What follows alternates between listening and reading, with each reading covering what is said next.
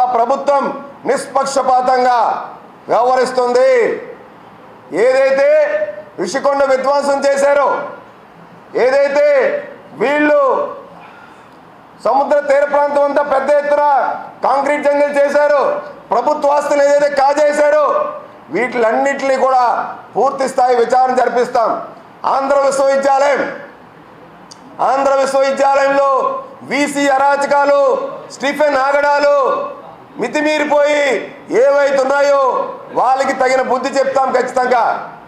ఆంధ్ర విశ్వవిద్యాలయంలో రాజకీయ కేంద్రంగా ఇవాళ ఆంధ్ర విశ్వవిద్యాలయాన్ని మార్చేసి ఉండాల్సింది స్వామి వివేకానంద గారి విగ్రహాలు కానీ, అంబేద్కర్ గారి విగ్రహాలు కానీ, లేదంటే గతంలో కట్టమంచి రామలింగారెడ్డి గారు వాళ్ళు పెద్ద పెద్ద వాళ్ళు కలాం గారి విగ్రహాలు కానీ అలాంటివి ఉండాలి.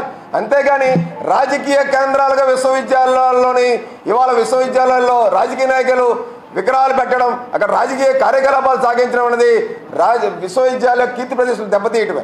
ఖచ్చితంగా అవన్నీ తీసేయడానికి మేము అవసరమైతే న్యాయపరంగా చట్టపరంగా ప్రభుత్వం చర్యలు చేపడుతుందని చెప్పి కూడా తెలియజేస్తూ ఉన్నాం.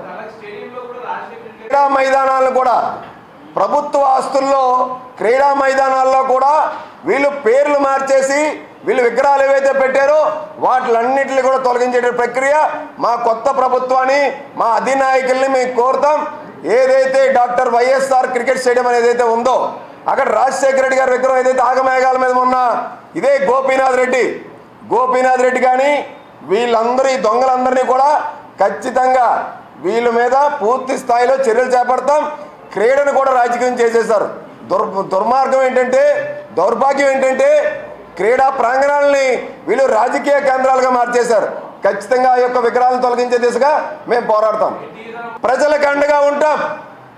ఎల్లో మీడియా పేరుతో వైసీపీ ప్రభుత్వం జగన్మోహన్ రెడ్డి యొక్క అరాచకం ఏ స్థాయికి వచ్చిందనంటే ఎల్లో మీడియా పేరుతో కొన్ని పత్రికల యజమానుల మీద, ఈనాడు పత్రిక, ఈటీవీ పెద్దలు రామోజీరావు గారి మీద ఫోర్త్ ఎస్టేట్ ఇవాళ రాష్ట్ర ప్రజలకి తెలియజేసేలాగా విజ్ఞతగా వాళ్ళు ఆలోచించేలాగా చేసేది ఇవాళ మీడియా.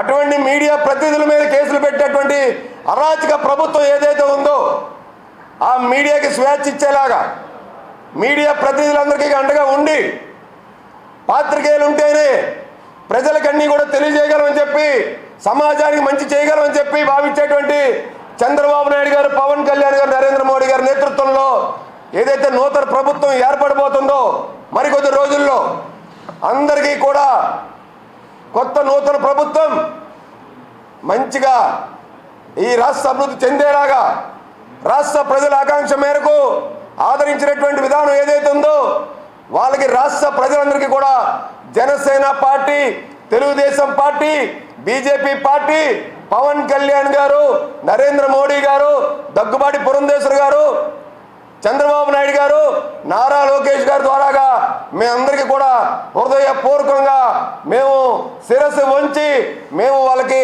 కృతజ్ఞతలు తెలుపుతున్నాం రాష్ట్ర ప్రజలందరికీ కూడా.